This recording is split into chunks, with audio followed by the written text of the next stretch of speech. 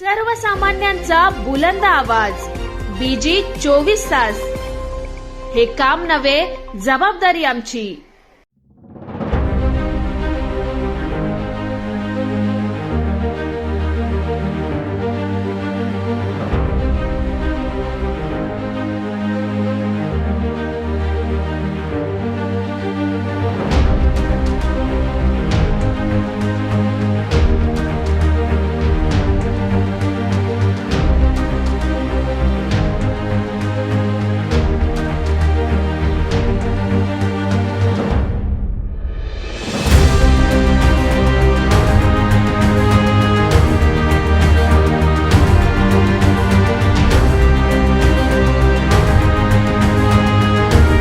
छत्रपती शिवाजी महाराज की जय. छत्रपती संभाजी महाराज की जय. एक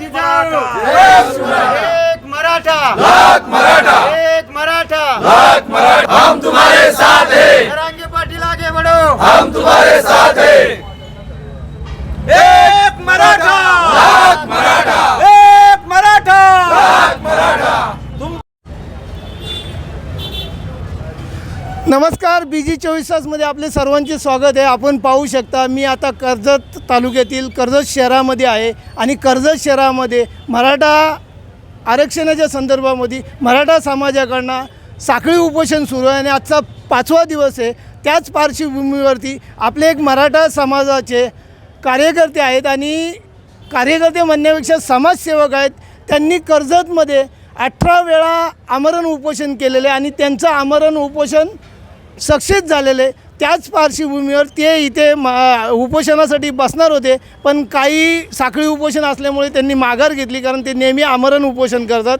पण त्याच पार्श्वभूमीवर त्यांना राहवलं नाही, तर ते काल कर्जत सोडून मनोज जरांगे पाटील यांच्या गावी पोहोचले आणि मनोज जरांगे पाटलांची त्यांनी जाऊन रात्री भेट घेतलेली आहे. काय सांगाल भाऊ, नेमकं कशा पद्धतीनं आपण मनोज जरांगे पाटलांकडे गेलात तिथे आणि त्यांची प्रकृती कशा पद्धतीत आहे, काय स्वतः जाऊन तिथे त्यांना पाठिंबा दिलेला आहे, काय सांगाल नेमकं काय परिस्थिती आहे तिथली? कर्जत रायगड सकल समन्वय समितीच्या वतीने मराठा समाजाचे जे आपले समन्वय आहेत त्यांच्या वतीने आमच्या कर्जत रायगडचा पाठिंबा म्हणून आम्ही पाठिंब्याचे पत्र घेण्यासाठी मी आणि माझे सहकारी मित्र अरुण देशमुख आम्ही गेलो होतो.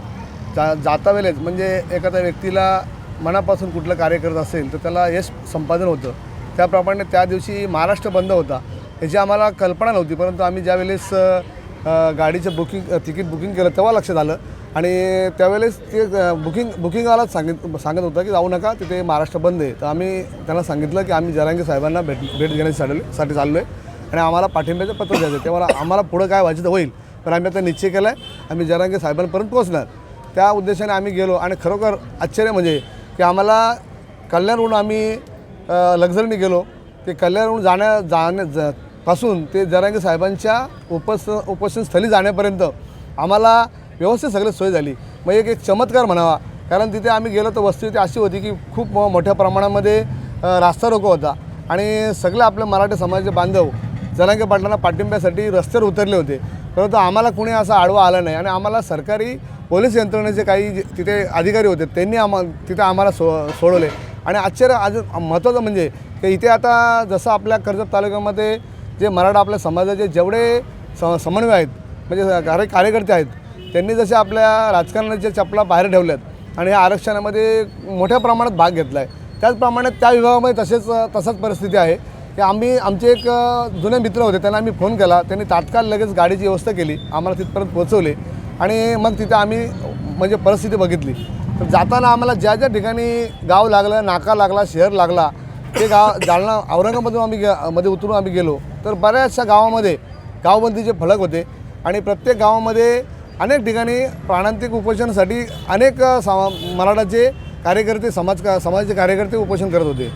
आज आपण जर का पाहिलं तर एक मराठ्यांचा योद्धा म्हणून त्यांना जे आता शिक्कामोर्तब झाले, म्हणजे त्यांनी जे एक प्रकारे एक योद्धा म्हणून आपली एक इमेज तयार केली, ती इमेज त्यांच्या कार्याची आहे. आम्ही तिथे काही कार्यकर्त्यांना विचारणा केली, त्यांनी आम्हाला बऱ्याचशा त्यांच्या माहिती दिली की हे आताचे नाही, हे पण 22 वर्षापूर्वीपासूनच आपल्या मराठा समाजासाठी लढत आहेत, परंतु आता खऱ्या अर्थाने त्यांनी एक हा लढा पुकारला आहे आणि तिथे आपण जर परिस्थिती बघितली तर जवळजवळ 1 किलोमीटर अंतरावर पब्लिक दररोज उभी असते आणि जरांगे साहेबांचं दर्शन व्हावा याच्यासाठी उत्सुक असते. काहींना दर्शन मिळत नाही, काहींना मिळतो आणि अक्षरशः म्हणजे जर का आपण तिथं पाहिलं तर रडतात, धायधाय लोक रडत आहेत तिथले मराठा समाजाचे. आणि जालना तालुक्यातले पूर्ण जालन्यामधले पूर्ण मराठी समाज बांधव त्यांच्या संपूर्ण पाठीशी आहे. आणि मलाही असं या रायगड जिल्ह्यातून आपण कर्जतचे जे काही सामाजिक कार्यकर्ते आहेत म्हणजे रोहा असतील, खालापूर असेल, सर्वच ठिकाणी आपण मोठ्या प्रमाणात जरांगे पाटील साहेबांना पाठिंबा दिला आहे. आणि त्यामुळं खरोखर आनंद वाटतो की नक्कीच सर्वच मराठा समाजाच्या नातेबांधवांचा जे गरीब आहेत ज्यांना आरक्षण पाहिजे आणि खरोखर आरक्षणाची गरज आहे त्यांना जे आरक्षण मिळणार आहे ते केवळ आणि केवळ सर्व समाजाच्या आशीर्वादामुळे, पाठिंब्यामुळे आणि जरांगे पाटलांच्या योगदानामुळे त्यांना आपल्याला हे आरक्षण मिळणार आहे आणि मिळेल अशी आम्हाला आता आशा निर्माण झालेली आहे. दुसरा प्रश्न असा आहे की आपली रायगड जिल्हा म्हणाला तर शिवाजीराजांची ही भूमी आहे आणि शिवाजीराजांची भूमी असताना रायगड जिल्ह्यातून गेले अनेक दिवसापासून कॅन्डल मार्च वगैरे लाखोच्या संख्येने मराठा जागृत झालेला आहे. लाखोच्या संख्येने शांततेच्या मार्गाने रायगड जिल्ह्यामध्ये आंदोलन सुरू आहेत, उपोषण सुरू आहेत. ह्याच्यावरती आपलं काय मत आहे? आज सरकारने एकत्र येऊन मिटिंग घेतली, आढावा बैठक झाली. काय तुमची शाश्वती आहे? काय मराठा म्हणून काय सांगाल की आरक्षण कशा पद्धतीत मिळालं पाहिजे किंवा मिळणार आहे? काय सांगाल नाही? एक मी मराठा समाजाचा सामाजिक कार्यकर्ता म्हणून आणि जरांगे पाटलांचा एक कार्यकर्ता म्हणून मी आज घोषित करतो की समाजाच्या वतीने जर का ह्या आरक्षणाच्या बाबतीमध्ये जर सांगायचं झालं तर सुरुवातीलाच जरांगे साहेबांनी जे उपोषण स्वीकारलं होतं त्या उपोषणाच्या वेळेस आग्रस्तव म्हणजे त्यांनी खूप विनंती केल्या. सर्व मंत्रिमंडळ आले, सरकार पूर्ण आलं असं म्हणायला हरकत नाही. आणि मराठा समाजाच्या भावना लक्षात घेऊन ठीक आहे त्यांना वेळ पाहिजे म्हणजे मराठा समाजाच्या सर्वच योद्धे जे आता होऊन गेले शिवाजी महाराजापासून जे आजपर्यंत होऊन गेले हे दयाळू होते म्हणून ते प्रत्येक योद्ध्यांनी वेळ दिला आहे आणि स्वयं पाळला आहे. त्याप्रमाणे आपल्या आता मराठा समाजाचे योद्धा यांनीही स्वयं पाळला आणि मराठा आरक्षणाला वेळ पाहिजे म्हणून त्यांनी 30 दिवसाचा वेळ मागितला होता सरकारने. तर जरांगे साहेबांनी 40 दिवसाचा वेळ दिला, 10 दिवस वाढून दिले. परंतु 10 दिवसानंतर आम्हाला आरक्षण मिळेल अशी आम्हाला गॅरंटी पाहिजे. त्यावेळेस त्यांनी शब्द दिलता, हो आम्ही तुम्हाला 40 दिवसामध्ये आरक्षण मिळवून देऊ. त्या अनुषंगाने 40 दिवस होऊन गेले पण तरीसुद्धा आरक्षण देण्यात दिले नाही सरकारने. त्याच्यामुळं पुन्हा जरांगे साहेब आमरण उपोषणाला बसले. आज आमरण उपोषण 7वा दिवस आहे.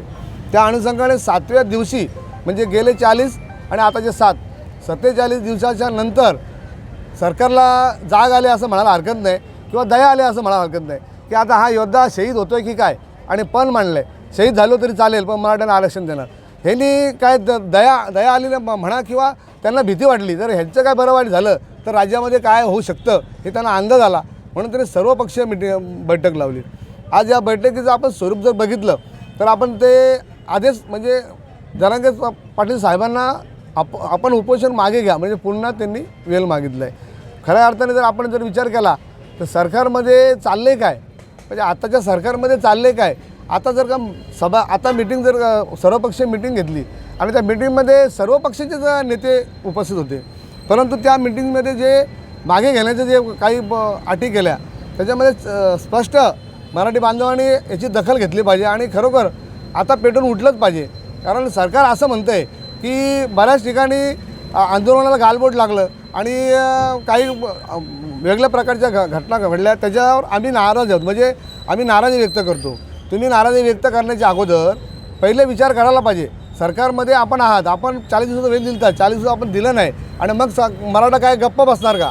तर जे काय घडलं ते मराठ्यांनी केलंच नाही. जरांगे साहेब म्हणतात की कुणीतरी असतील असं त्यांनी ज्यांचा रोष काढण्यासाठी ते केलेलं आहे आणि ते आता जरांगे पाटील साहेबांच्यावर ते लादत आहेत. आणि खरं जर आपण पाहिलं तर 40 दिवसामध्ये आपल्याला सर्वपक्षीय बैठकीला वेळ मिळाला नाही का आणि सर्वपक्षीय आता जरी वेळ नसेल ना आता जरी गेले तर सर्वपक्षीय गप्पक तिथं का बसले.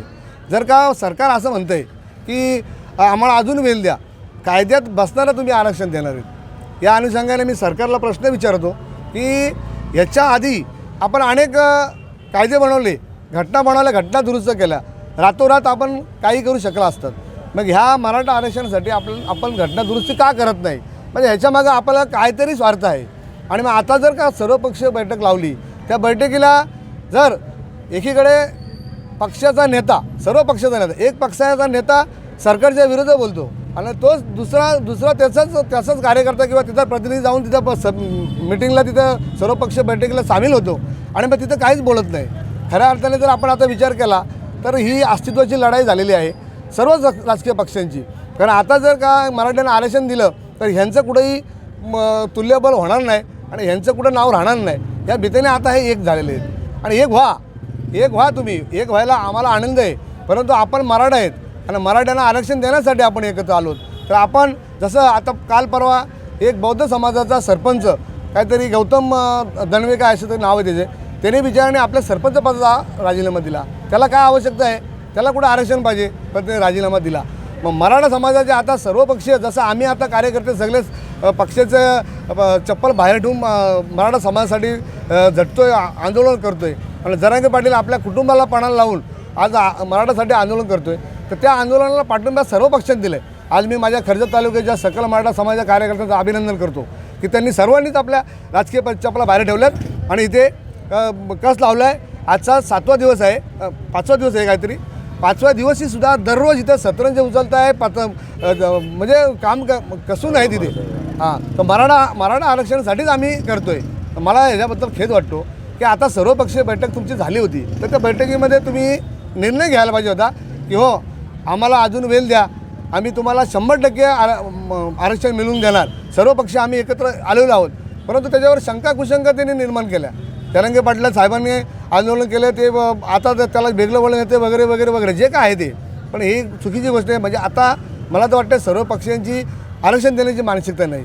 तर आपण जर का विचार केला तर आता तुम्ही घटना लिहित आहे किंवा कुठली योजना राबवत आहे किंवा कुठल्याही तुम्ही शासकीय योजना राबवत आहे, त्याच्यामध्ये तुम्ही घटना टाकताय किंवा नियम टाकताय.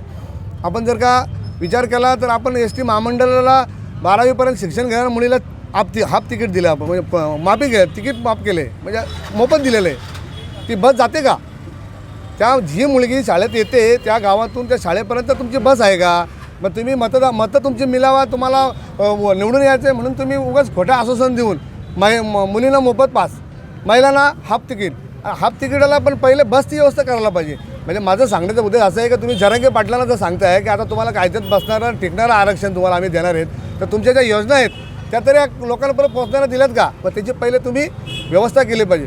म्हणजे घटनेमध्ये दुरुस्त केल्याशिवाय हे आरक्षण मिळणार नाही हे तुम्हाला माहिती आहे.